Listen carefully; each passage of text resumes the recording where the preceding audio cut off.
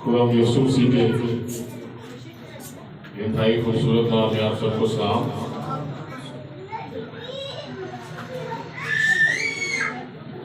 खुदावंद भला है, उसकी रहमत अबदी और उसकी वफादारी पुश्त दर पुश्त और नस्ल दर नस्ल कायम रहती है। हम खुदा का शुक्र करते हैं हर एक बात के लिए,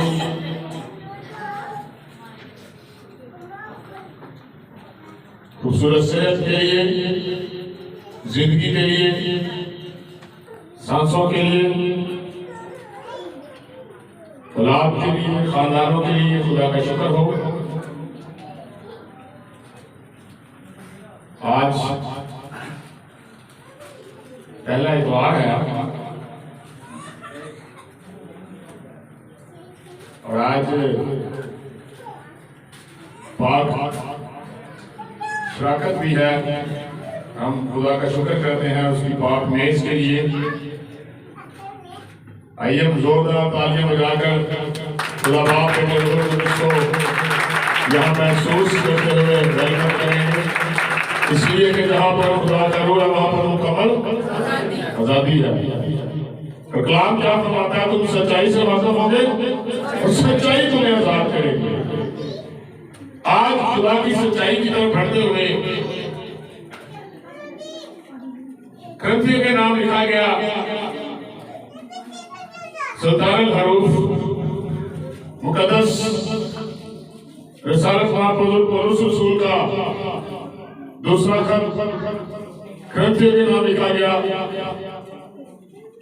उसके 13वें बाब की 14 आयत को खुदा के कलाम में से तलावत करेंगे। गौर से सुनिएगा, आज का कलाम इंतहाई मौसर। और आप कहेंगे फादी साहब हम हमेशा यही कहते हैं, तो मेरे लिए खुदा का सारा कलाम ही मौसर और मोतबर है, तो भी इससे हमारी जिंदगी बदल सकती है। अगर कोई खुदा के करीब आना चाहता है, उसकी जिंदगी में इंतहाई अहम कुलिया आने वाला है।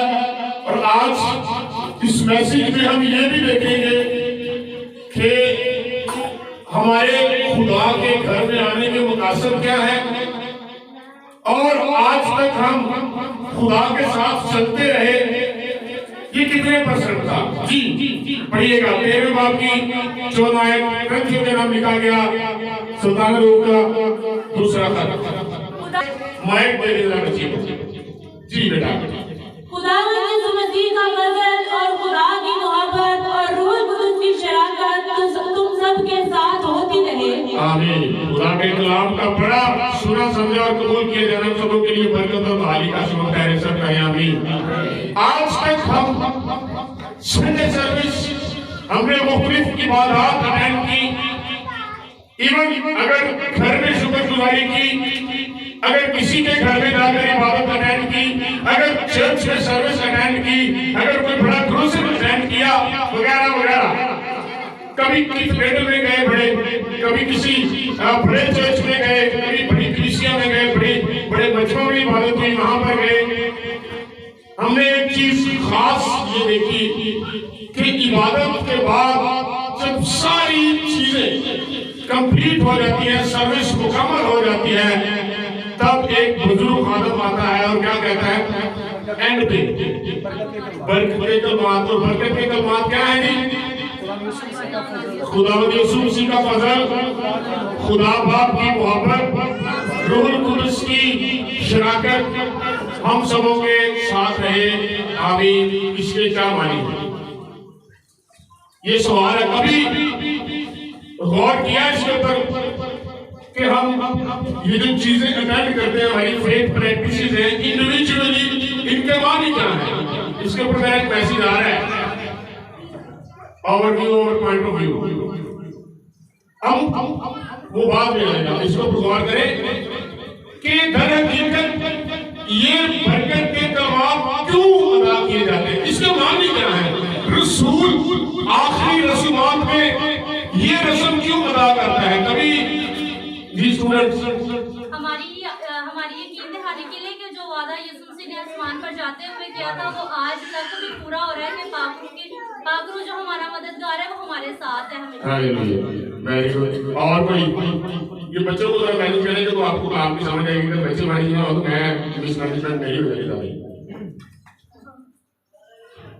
बरकत के कलमाम आज तक हम सुनते आए, हम देते भी हैं, चर्च में भी देते हैं, नए पुराने सब खानों देते हैं। इसका मानी क्या वजह क्या है कि आखिर में शुरू में भी पता कह सकते हैं, क्यों नहीं शुरू में भी अदा किया जा सकता है तो बड़ा खादम आए और कहे, बल्कि ये तो अच्छी बात है, इबादत में कहे गए इबादत सारी इबादत में खुदा बाप की मोहब्बत यीशु मसीह का फजल रूहुल कुद्दूस की शराकत हमारे साथ रहे। ये क्यों आखिर में अदा किया? रसूल भी आखिर में अदा करता है, ये अच्छी रिवायत है, ये रसूल से सीखी हमने, किताब मुकद्दस से सीखी। इससे पहले कभी इसके ऊपर मैसेज सुना? बरकत के कलमात क्यों अदा किए जाते हैं, इसी के ताल्लुक से हम सीखेंगे भी और देखेंगे कि आज की कलीसिया में ये बरकत के कलमात किस कदर काम करते हैं और क्या ये अदा होने चाहिए, क्या इनफरादी तौर पर हमारी जिंदगी में ये अदा होने चाहिए।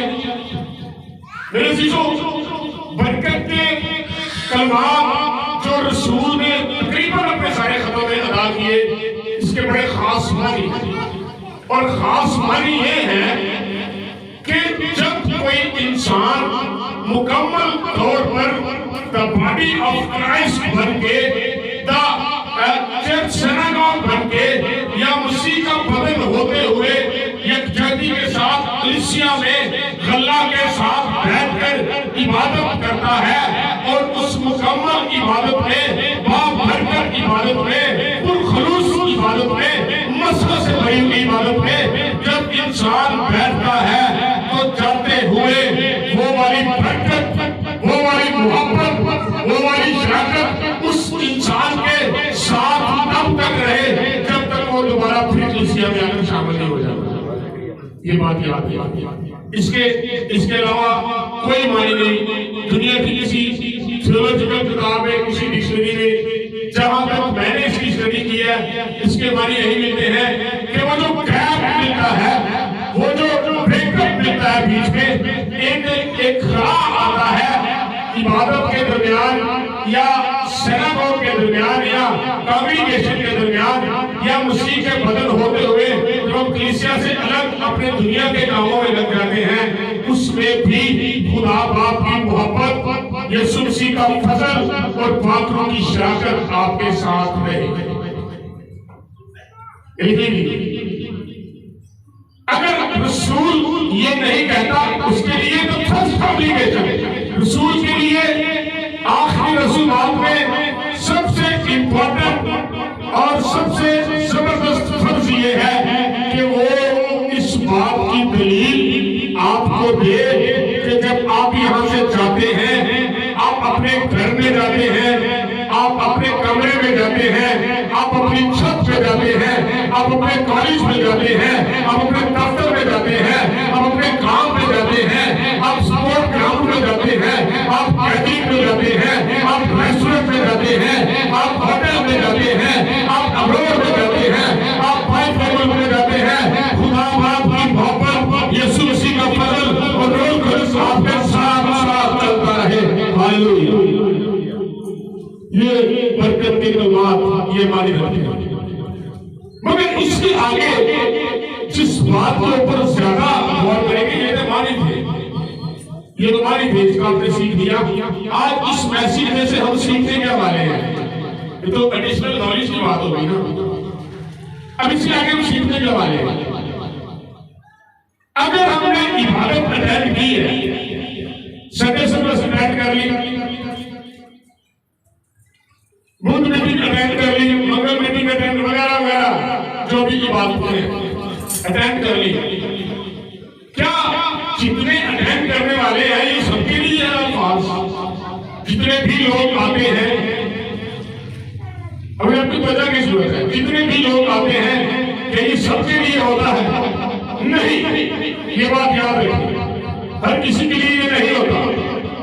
ये उसके लिए होता है जो दिल से इबादत करने आता है, ये उसके लिए होता है जो बैठकर दिल से इबादत करता है, ये उसके लिए होता है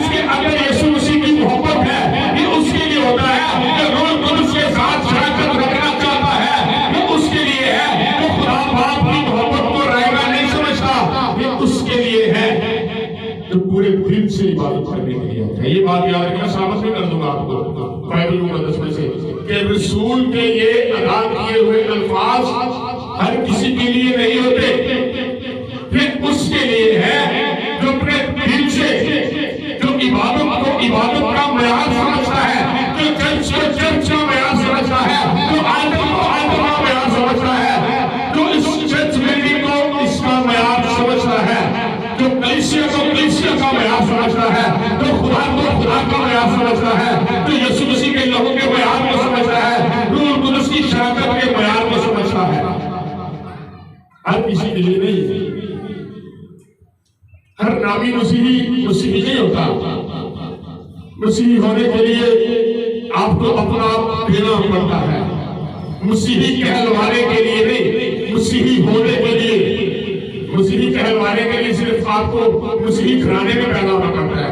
मसीही होने के लिए आपको जिंदगी सर्व करनी पड़ती है।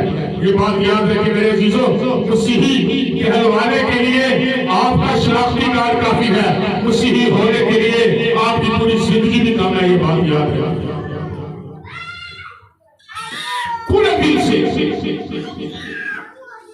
तवारीख की किताब निकालिए, आप सीखेंगे कि जबरदस्त इबादत, पैटर्न के मुताबिक इबादत, तरीके से इबादत, खुदा की नजर में मकबूल इबादत कौन सी होती है।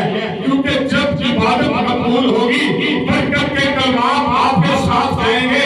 अगर अपने चर्च में बैठकर अपने बिजनेस को सोचना है, चर्च में बैठकर अपने लाइफ पार्टनर को सोचना है या होने वाले लाइफ पार्टनर को सोचना है, चर्च में बैठकर अगर हमने दीगर सेकुलर चीजों को सोचना है, you are not attending the church right now.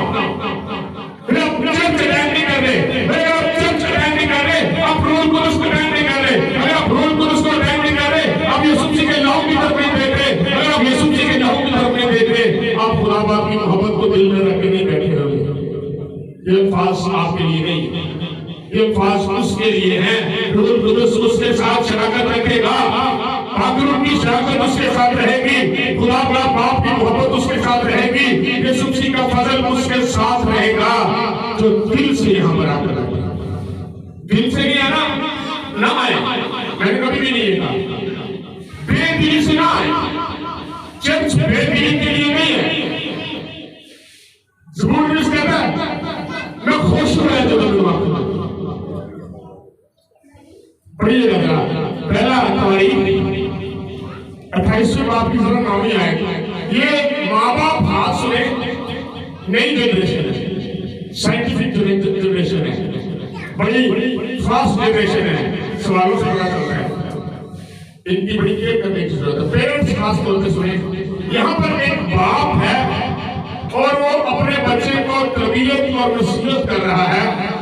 अगर नसीहत सुन ले, अगर समझता है कि बाइबल में मौत और सच्ची किताब है, जी पढ़िएगा। और बुजुर्ग सुलेमान के वालों कौन थे? ऑब्वियसली बुजुर्ग दाऊद, मर्द खुदा, जिसको खुदा ने कहा कि ये मेरे दिल के मुआफिक मुझे मिले। और दाऊद कोई नाम नहीं है, इसे माफा नहीं है, बल्कि ये एक लफ्ज है। और इब्रानी में दाऊद मोहब्बत को कहते हैं, प्यारे को कहते हैं, नफीस को कहते हैं कि ये मेरे दिल के मुताबिक मुझे मिल गया। जी पढ़िए। और तू ऐ मेरे बेटे सुलेमान अपने बाप के खुदा को पहचान और पूरे दिल और रूह की मुस्तैदी से उसकी इबादत कर।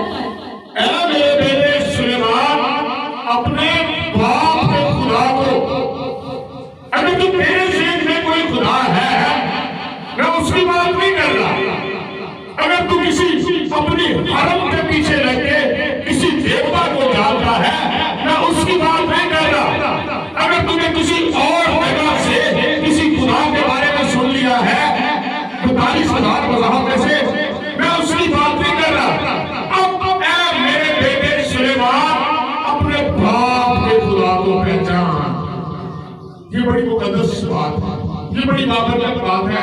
खुदा ने ये टर्म इस्तेमाल किया और टेस्टामेंट में टर्मिनोलॉजी, मैं तेरे बाप दादा का खुदा हूँ, मैं तेरे बाप दादा का खुदा हूँ। इब्राहिम, इसहाक, खुदा हूँ, मैं तेरे बाप का खुदा हूँ। मेरे अजीजों, अगर आपके सबब से आपकी औलाद को खुदा की पहचान नहीं हुई, लम्हा फिक्रिया है मसीहियत के लिए। अगर हमारे सबब से हमारे बच्चों को हमारे खुदा की पहचान नहीं हुई, किताब मुकद्दस के खुदा की पहचान नहीं हुई, यहोवा खुदा की पहचान नहीं हुई, यीशु मसीह खुदा की पहचान नहीं हुई, रूह कुदुस खुदा की पहचान नहीं हुई, खुदा बाप बेटे रूह कुदुस की पहचान नहीं हुई, लम्हा फिक्रिया है। तुम्हारे बाप, तुम्हारे माँ, तुम्हारे बड़ा भाई, तुम्हारे पेरेंट्स हमारे लिए तौहीद की बात है कि हमसे अपने बच्चों को खुदा के बारे में कोई तालीम हमें सुना निकलेगी। हमें पता होगा तो फिर निकलेगी, नहीं पता तो नहीं निकलेगी। आज तक हम उन्हीं झंझटों में पड़े हुए हैं, परेशानी में। ऐ मेरे बेटे, अपने बाप के खुदा को पहचान। आगे क्या लिखा है? और पूरे दिल और रूह की मुस्तैदी से उसकी इबादत कर। पूरे दिल से इबादत करनी है, पूरे दिल से प्रस्तुत करनी है, पूरे दिल से। आधे दिल नहीं कबूल होंगे, आधा जहन नहीं कबूल होगा, आधी प्रस्तुत नहीं चलेगी, आधी इबादत नहीं चलेगी। पूरे दिल से, टूटे दिल से नहीं, बेजार दिल से नहीं। दिल किसी और जगह पर है, इबादत इधर है, नहीं चलेगा। पूरे दिल से जो इबादत पूरे दिल से होगी, उसके साथ ये बरकत के कलमात जाएंगे। ये बात याद रखें। 75% की भी गुंजाइश नहीं है, ये बात याद रखें। पूरे दिल से जो यहाँ बैठा है, जो इसको सुनता है, उसके दिल की तवज्जो पूरी होनी चाहिए। ये इनकम्प्लीट है, हालेलुया, ये इनकम्प्लीट है। यीशु मसीह ने पर क्या कहा? It is finished. Revise version में इसको कंप्लीट किया इस जगह पे, कंप्लीट, मुकम्मल, परफेक्शन नहीं है, दिल की परफेक्शन नहीं है, इबादत नहीं है। पूरे दिल से नबी अपने बेटे को सिखाता है, पूरे दिल से। अपने बच्चों को बाद में सिखाएं, पहले खुद सीखना चाहिए पूरे दिल से। हमारा दिल पूरा खुदा की तरफ नहीं होता, हमें इबादत की समझ नहीं आती, कलाम की समझ नहीं आती, रूह कुदुस की समझ नहीं आती, एनालिसिस नहीं है, तजर्बा नहीं है, फिर हम गैस लगाते हैं, फिर हम गैस लगाते हैं, फिर हालात मामलात खराब होते हैं जिंदगी में। रूह कुदुस की शराकत होती नहीं है। रूह कुदुस की शराकत में आप गिर सकते हैं, नहीं पाते साहब। रूह कुदुस की शराकत में आप कभी नहीं गिर सकते, ये बात याद रखें। रूह कुदुस की शराकत, यीशु मसीह का पूरा फजल, खुदा बाप की मोहब्बत जिसके साथ है, मुबारक है वो शख्स। आज इस्राइल को कितना सराहते हैं, इस्राइल जबरदस्त है। इस्राइल उसके बारे में क्या लिखा है? मुबारक है वो कौम जिसका खुदावंद, हालेलुया। फिर मुबारक हो जाए पूरे दिल से। पहले उसने क्या कहा? ऐ मेरे बेटे सुलेमान, अपने बाप के खुदा को पहचान दिया गया। हमें पहचान नहीं है, तुम्हारे बाप, तुम्हारे माँ, ये बड़े अल्फाज है, छोटे अल्फाज नहीं, ये बात याद रखें। बाप और माँ, ये वो अल्फाज है जिनको खुदा ने अपने लिए इस्तेमाल किया। बाप और माँ होना छोटी बात नहीं है, बहुत बड़ी बात है। अगर तुम्हारे बाप हमसे डिलीवर नहीं हुआ, वो नाम फॉरवर्ड नहीं हुआ, वो थियोलॉजी फॉरवर्ड नहीं हुई अपने बच्चों के अंदर, तो हम नाकाम हैं। पहचानने के बाद क्या लिखा है? पूरे दिल से क्या कर? रूह की मुस्तैदी। मुस्तैद किसको कहते हैं? स्ट्रेंथ, मजबूत, ताकत, अनब्रेकेबल। रूह की मुस्तैदी, पक्की रूह के साथ, पुख्तगी के साथ जब तुम इबादत में बैठे, तेरे रूह के साथ बात रूह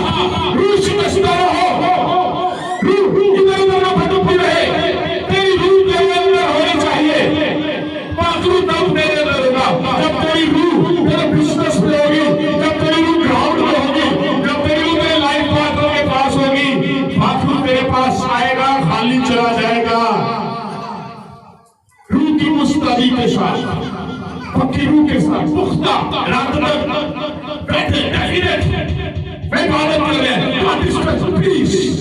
मैं इबादत कर रहे हैं। हालेलुया। मैंने कई ऐसे लोग देखे हैं मगन होते हैं पूरी इबादत, ना इधर देखते हैं ना उधर देखते हैं। अगर प्रस्तिश कर रहे हैं कि खान साहब की इजाजत है, प्रस्तिश करके आके बंद कर लेते हैं। तो जितना टाइम बंदा देना चाहता उतना तो कम से कम क्वालिटी टाइम हो ना। ये टाइम क्वालिटी टाइम होता है यूसुफ भाई, जो चर्च में होता है। मेरे लिए सबसे इम्पोर्टेंट काम ये होता है, बेशक मैं और ज्यादा चर्च में ना हो, लेकिन जो काम खुदा ने मुझे सौंपा है वो मेरे लिए है। और दिल की चाहत होती है कि मैं चर्च में जाऊं। खुदा ने मुझे चुने इसलिए। खुदा को पहचान अपने पूरे दिल से, टूटे दिल से नहीं, आधे दिल से नहीं, दिल की गैर हाजिरी से नहीं। बाज़ दफा इंसान मौजूद होता है, दिल गैर हाजिर होता है। दिल की हाजिरी मुकम्मल हो, रूह मुस्तैद हो, पुख्ता हो। हफ्ते की रात से ही आपको पता होना चाहिए कल मैंने सुबह चर्च में जाना है, मैंने रूहुल कुदस के साथ इत्तेहाद करना है, मेरी रूह के साथ शराकत होनी ही चाहिए। This is the definite thing, ये होना ही चाहिए। अगर नहीं हुआ तो द्वार का सदैव सर्वस साया है, मत आए चर्च में। लेकिन अगर रूह की मुस्तहदी है तो बरकत के कलमात पूरा हफ्ता आपके साथ रहेंगे, बाबरकत जिंदगी होगी, आपको लाभ का यीशु का फजल रहेगा, आपके खानदान के साथ खुदा की मोहब्बत रहेगी, आपकी उनकी शराकत कदम कदम आपके साथ रहेगी। हालेलुया। ये संडे सर्विस आम चीज नहीं है, ये बात याद रखिए। खुदा यीशु मसीह का दिन है, रसूल कहता है और मैं खुदावंद के दिन में रूह में आ गया। ये खुदावंद यीशु मसीह का दिन है, इसको साया है, बरकत का दिन है, निजात का दिन भी कहा जाता है। खुदावंद यीशु मसीह इतवार वाले दिन ही जो है वो जी उठे, वो फट गई, बरकत का दिन है, पूरे दिन से रूह की मुस्तहदी से। आगे क्या लिखा है, पढ़िएगा जरा। उसकी इबादत कर, क्योंकि खुदावंद सब दिलों को जानता है और जो कुछ ख्याल में आता है उसे पहचानता है। आगे उसने तशरीह कर दिया। अगर फारिस बैठा हुआ है चर्च में और दिल इसका ये है कि यार मैंने अभी जाना है, मैंने फलां काम करना है, फलां काम करना है, कलाम में क्या लिखा हुआ है? पहले नबी कहता है अपने दिल से, उससे पहले कहता है उसको पहचान, फिर कहता है अपने दिल से, रूह की मुस्तहदी से उसकी इबादत कर, क्योंकि खुदावंद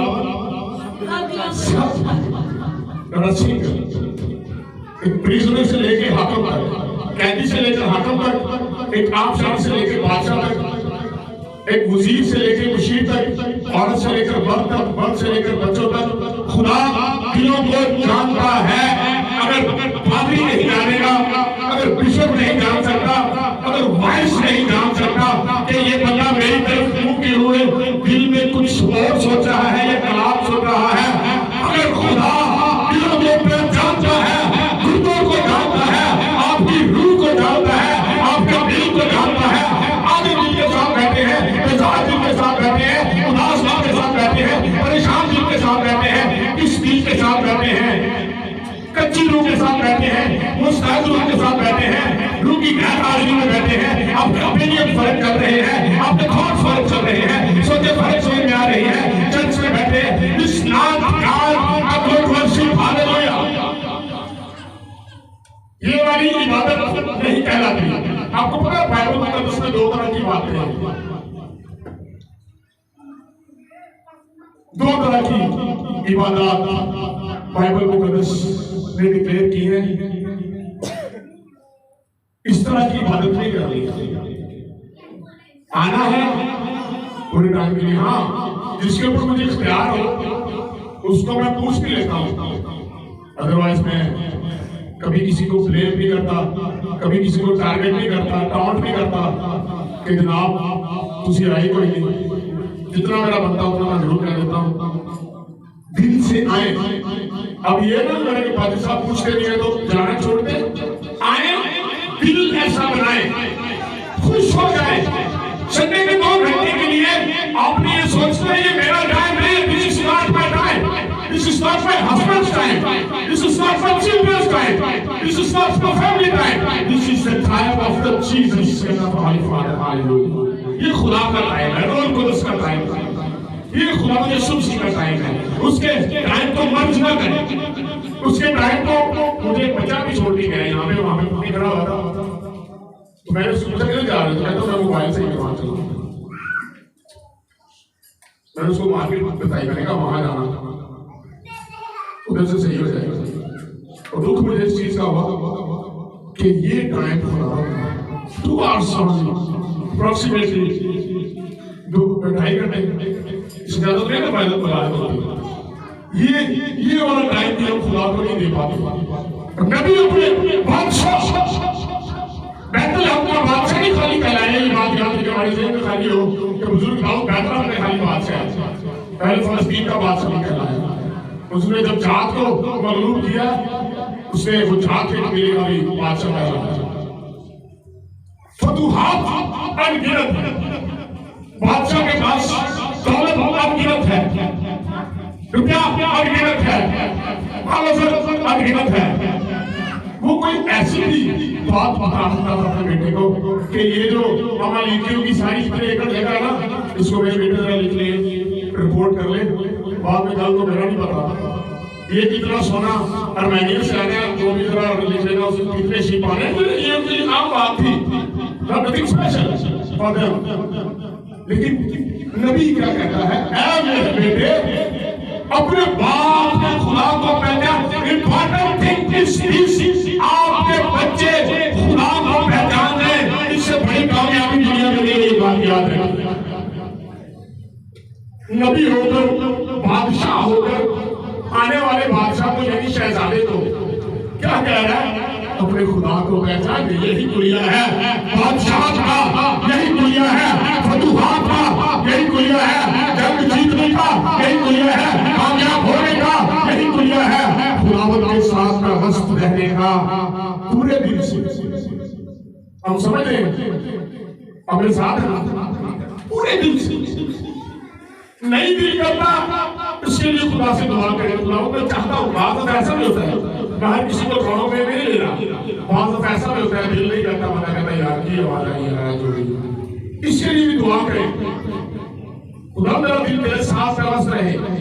हमें नहीं पता होता हमारा दिल जिस वजह से नहीं कर रहा था, पीछे एक है जो सुस्त करता है, पीछे एक है जो मैं खींचता है, जो कहता है कि ना जा, पीछे कोई और है, आप अपनी तरफ से नहीं कह सकते। ये बात याद है,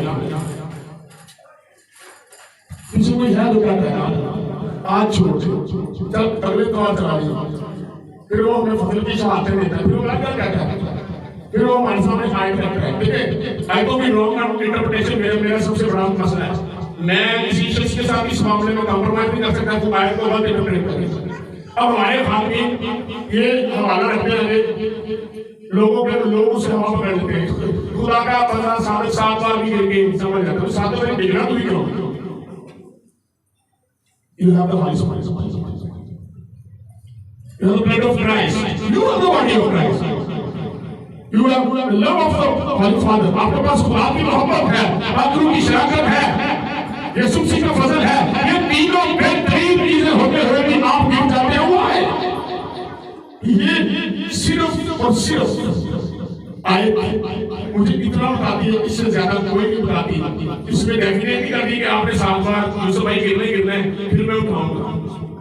यीशु मसीह ने मुकाशफा की किताब में ये नहीं कहा कि बस ख्याल कर तू 7 बार कहां से गिरा, एक ही दफा गिरी, खुदा यूसुफ से पकड़ लिया, ख्याल कर कहां से गिरा। ये वाली आयत बेहतरीन तसल्ली है हमारे लिए, हमें कंफर्टेबल करती है कि बेशक हम जितना मर्जी नीचे चले, हम गुनाहों में बार बार गिरते हैं, फिर हम कहते हैं खुदा ने कहा है कि 7 बार गिरो तो गिरो, 7 बार नहीं गिरना। ये हम डेफिनेट कर दिया खुदा ने कि आपने 7 बार गिरना ही गिरना है, फिर मैं आपको उठा लूंगा। हम 7 बार गिरने का इंतजार करते रहते हैं, क्योंकि किताबों को उसमें लिखा गया है कि मेरा बंदा 7 बार भी गिर जाए तो भी मैं उसको संभाल लूंगा। अक्सर ये मोटिवेशनल स्पीकर कहते हैं कि गलतियों से इंसान सीखता है, ये बड़ी मशहूर बात है, फिलोसफी में भी बात रॉन्ग है, गलत बात है। इंसान सीखते सीखते गलतियां करता है, गलतियां कर करके नहीं सीखता। कभी जब हमारे बच्चे गलतियां करते हैं तो कहते चला छोटा है कोई गल नहीं, किताबों को से स्वाद की गुंजाइश नहीं देता। सीखते सीखते गिरना, चलते हुए सीखते हुए गिरना फर्क बात है, सीखते हुए गलती हो जाना फर्क बात है। गलतियां कर करके सीखना कौन सा सीखना है, मुझे ये बताइए।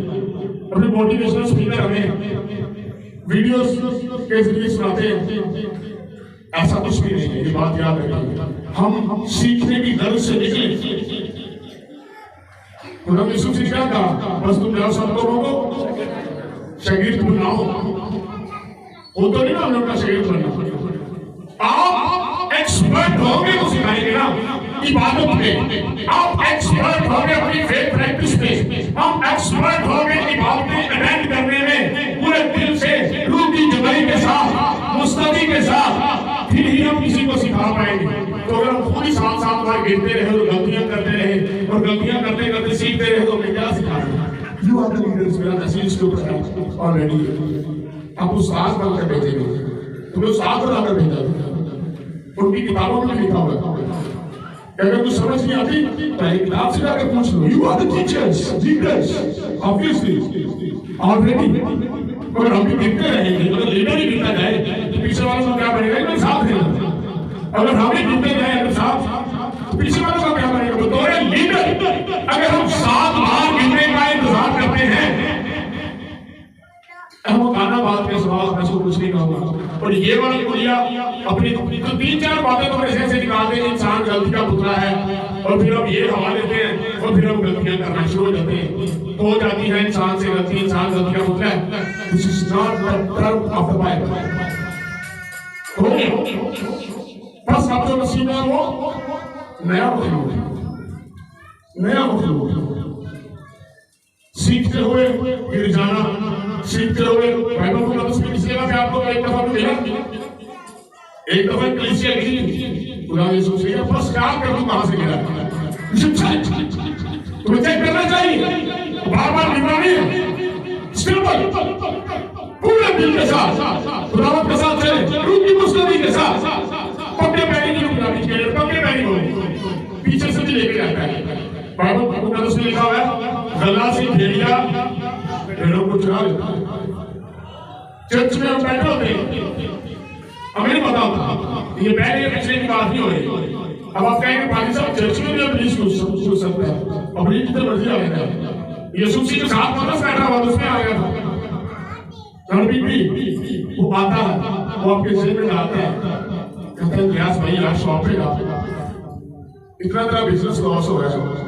अच्छा इंद्रियास भाई देख रहे हैं, आपकी बात तो सही है, मेरे जेब में असल में जेब में स्टफ कौन कर रहा है, डाल कौन रहा है, दुनियादारी को, सोचों को, फिक्र को, फिक्र हो तो क्या जेब में डालना?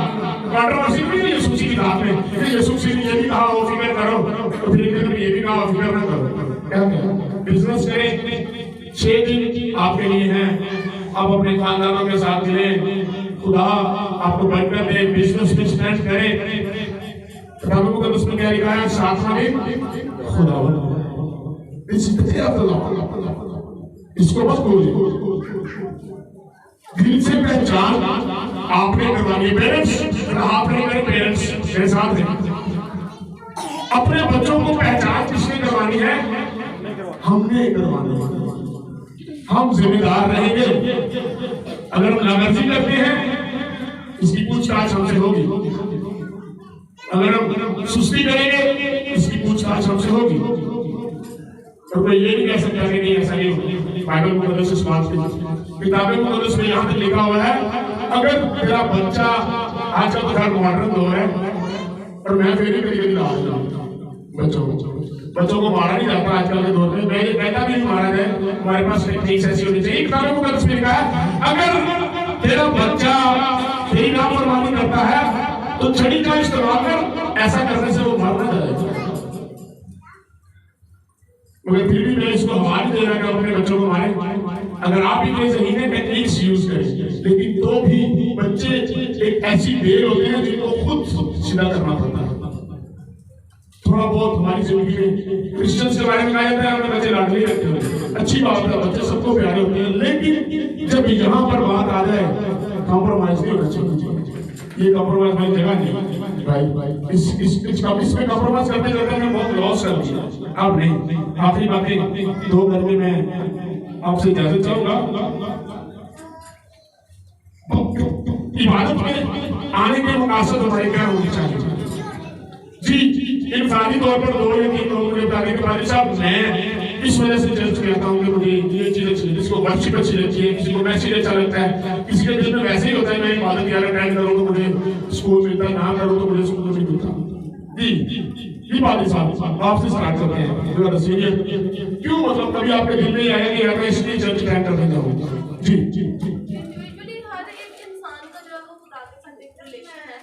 शॉर्ट ओके वेरी गुड जी। यूसुफ भाई कैसे मतलब आपके दिल में आता है कि यार मैं चर्च जाऊं?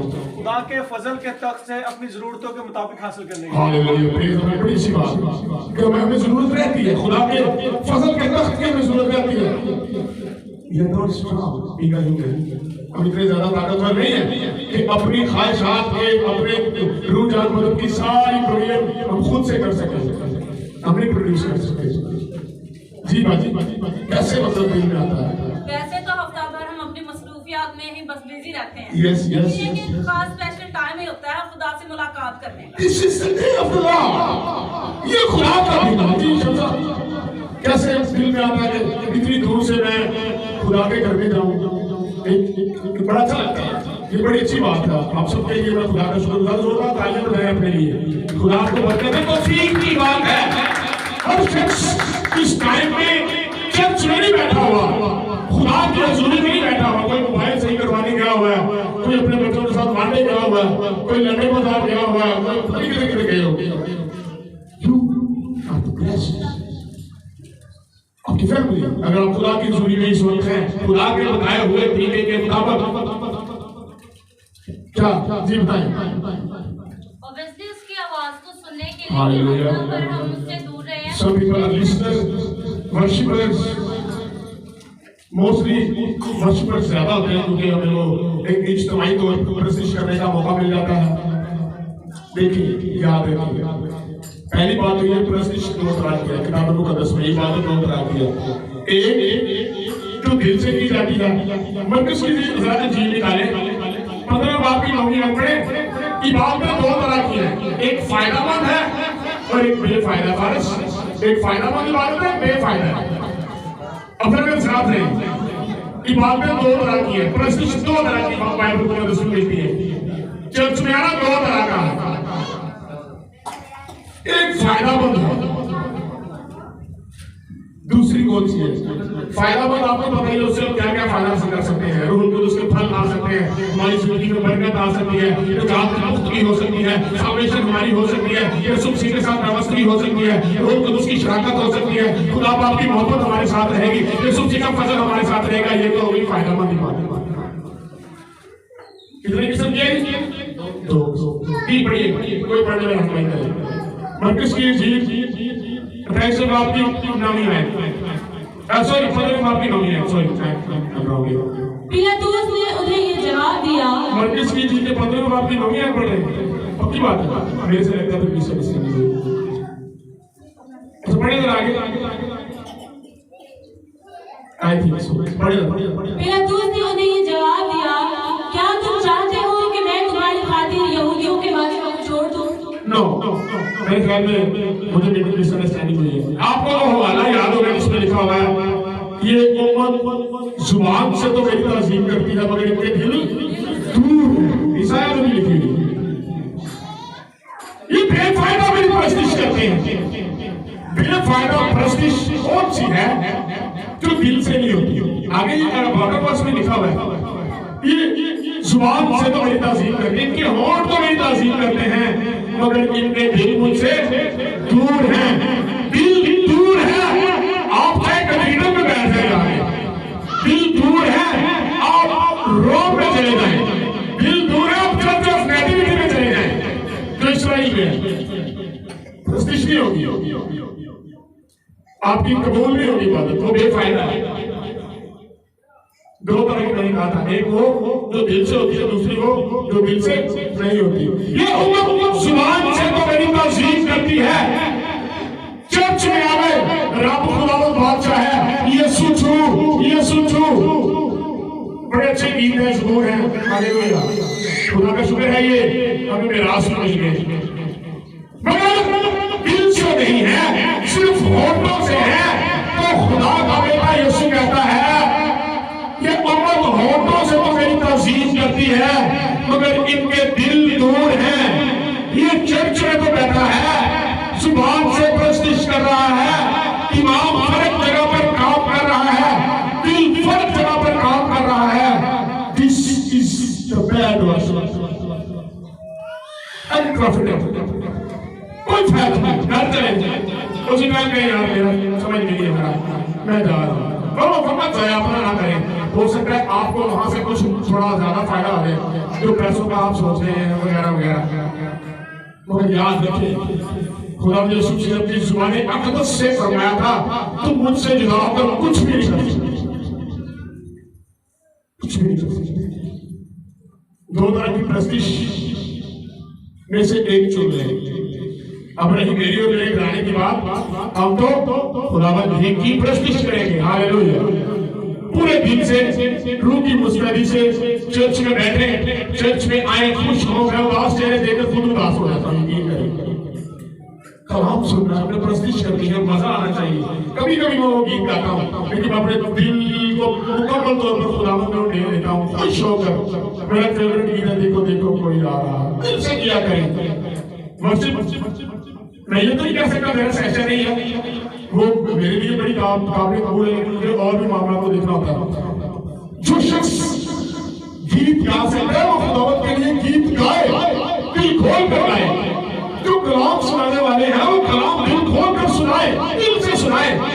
जो नंबर इस्तेमाल करता है वो पूरे दिल से मीटिंग को प्रेजेंट करे, जो किसी तरह का भी होता रहता है पूरे दिल से। मगर अगर हम ऐसा नहीं कर रहे तो ये वाली आयत हमारी नहीं दी। ये उम्मत होठों से तो मेरी ताज़ीम करती है, ऊपर ऊपर से। हिपोक्रेट उसको कैसा मैंने सिखाया हुआ है, रयाकार को, अदाकार को। अदाकार से बना दिया तो सुपरमैन है, वो उड़ता है फिल्म में, ओरिजिनल में वो 2 फुट भी नहीं उड़ सकता। तो ये हिपोक्रेट्स कहते हैं। जब हम यहाँ पर बैठे हैं तो लोगों की नजर में यार ये बड़ा जबरदस्त मजार तो आप चर्च जाता है, मैं देखता हूँ यहाँ से, और मेरे से नहीं जाया जाता।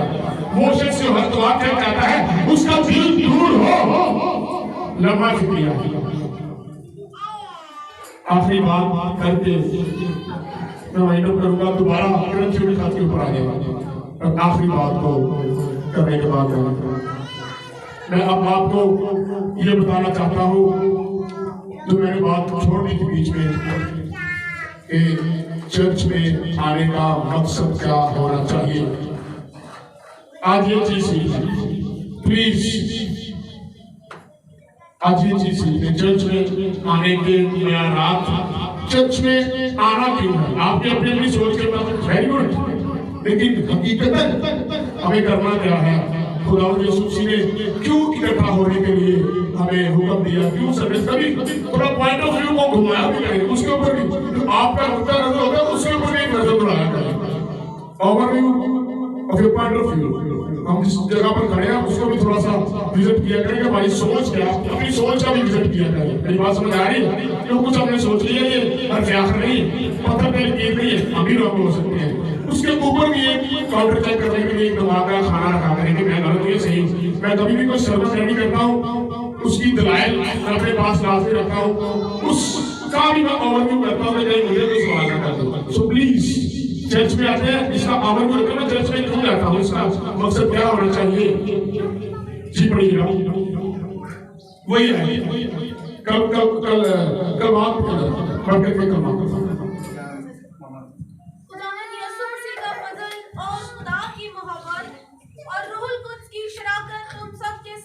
मैं सुने मैं चर्च में इसलिए आता हूँ कि खुदा मुझे छू ले, मेरा इससे ज्यादा कोई मकसद नहीं होता। उसके छूने में ही सारी चीजें आ जाती हैं।